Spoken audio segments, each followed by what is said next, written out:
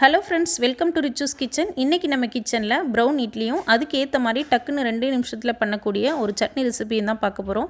வீடியோக்குள்ளே போகிறதுக்கு முன்னாடி நம்ம சேனல் இது வரைக்கும் சப்ஸ்கிரைப் பண்ணலன்னா சப்ஸ்கிரைப் பண்ணிக்கோங்க. கூடவே பக்கத்தில் இருக்க பெல் ஐக்கானையும் கிளிக் பண்ணிக்கோங்க. இப்போ வாங்க வீடியோக்குள்ளே போகலாம்.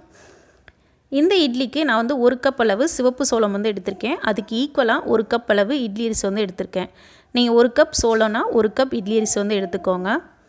இது கூடவே ஒரு அரை கப் அளவு உளுந்தும் அதுலேயே 1 டீஸ்பூன் வெந்தயமும் சேர்த்து ஊற வச்சுருக்கேன். நீங்கள் சோளம் வந்து 6 to 8 hours நல்லா தண்ணியில் ஊற வைக்கணும்.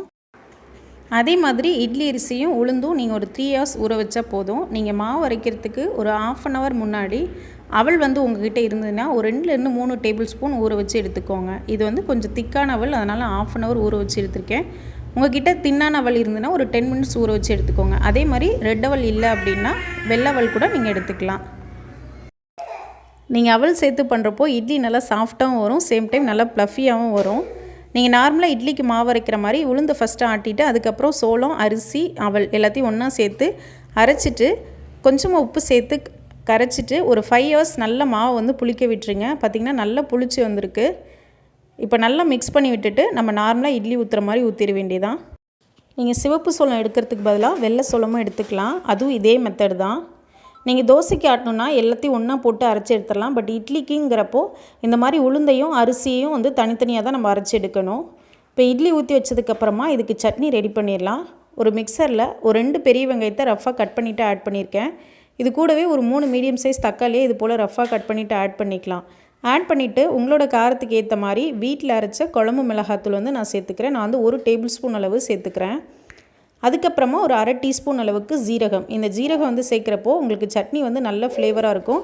அதே மாதிரி அதிகமாகவும் சேர்த்துறாதீங்க. அதுக்கப்புறமா இந்த சட்னிக்கு தேவையான அளவு உப்பு ஆட் பண்ணிக்கலாம். ஆட் பண்ணிவிட்டு ஒரு 1/4 டீஸ்பூன் அளவுக்கு சர்க்கரை வந்து ஆட் பண்ணிக்கிறேன். இப்போ எல்லாத்தையும் சேர்த்துட்டு நல்லா அரைச்சி எடுத்துடலாம். இப்போ இதை நல்லா அரைச்சாச்சு. நம்ம நார்மலாக சட்னி தாளிக்கிற மாதிரி தாளிச்சிட வேண்டியதான். இது வந்து கொதிக்கிறதுக்கு ரொம்ப நேரம் ஆகணும்னு அவசியம் இல்லை. ஒரு 2 to 3 நிமிஷம் கொதிச்சா போதும். ஒரு கடாயில் கொஞ்சமாக எண்ணெய் சேர்த்துருக்கேன். எண்ணெய் நல்லா காஞ்சதுக்கப்புறமா இதில் கடுகு, உளுத்தம்பருப்பு, அதுக்கப்புறம் கருவேப்பிலை, கொஞ்சமாக பெருங்காயத்தூள் சேர்த்துட்டு நல்லா பொரிய விட்டதுக்கப்புறமா நம்ம அரைச்செடுத்த சட்னியை ஆட் பண்ணிவிட்டு லைட்டாக கொதிக்க விட்டுடலாம். இந்த சட்னி பார்த்திங்கன்னா டக்குன்னு 2 நிமிஷத்தில் பண்ணிடலாம். நீங்கள் இட்லி ஊற்றி வச்சுட்டு அந்த கேப்பில் நம்ம டக்குன்னு குயிக்காக பண்ணிடலாம். டேஸ்ட்டும் பார்த்திங்கன்னா ரொம்ப நல்லாயிருக்கும். நம்ம நார்மலாக இட்லி சாப்பிட்றத விட இந்த மாதிரி சிறுதானியங்கள் ஆட் பண்ணி செய்கிறப்போ உடம்புக்கு ரொம்ப ஹெல்தி. அது மட்டும் இல்லாமல் சோளத்தில் வந்து நார்ச்சத்து அதிகமாக இருக்குது. ஸோ ஈஸியாக டைஜஸ்ட் ஆயிரும். பட் புதுசாக ஒரு சில பேர் சிறுதானியங்கள் எடுத்துக்கிறப்போ ஒரு சில பேருக்கு டைஜஷன் ப்ராப்ளம் வந்து வரும்.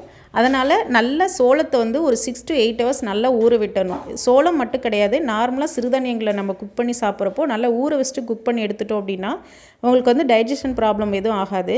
அது மட்டும் இல்லாமல் இதில் அயன், கால்சியம், மெக்னீஷியம் இது மாதிரி ஏராளமான சத்துக்கள் வந்து அதிகமாகவே இருக்குது.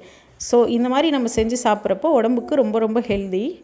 இப்போ சட்னி ரெடி ஆயிடுச்சு. சேம் டைம் இட்லியும் வெந்துருச்சு.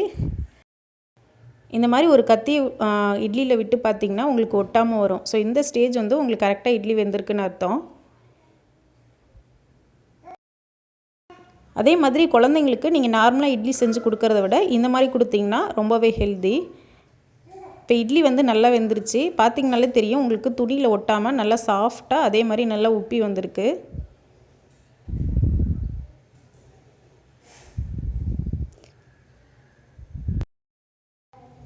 நீங்கள் இட்லி எடுக்கிறப்போ எப்போதும் இட்லி தட்டை இது மாதிரி கமுத்து போட்டுட்டு அது மேலே துணியில் தண்ணி தெளிச்சிட்டு எடுத்திங்கன்னா உங்களுக்கு ஒட்டாமல் வரும். பார்த்திங்கன்னா நல்லா சாஃப்டாக உப்பி வந்திருக்கு. உங்களுக்கு இந்த வீடியோ யூஸ்ஃபுல்லாக இருக்கும்னு நினைக்கிறேன். யூஸ்ஃபுல்லாக இருந்துச்சுன்னா சேனலை மறக்காமல் சப்ஸ்கிரைப் பண்ணுங்கள், லைக் பண்ணி ஷேர் பண்ணுங்கள். தேங்க்ஸ் ஃபார் வாட்சிங். தேங்க்யூ.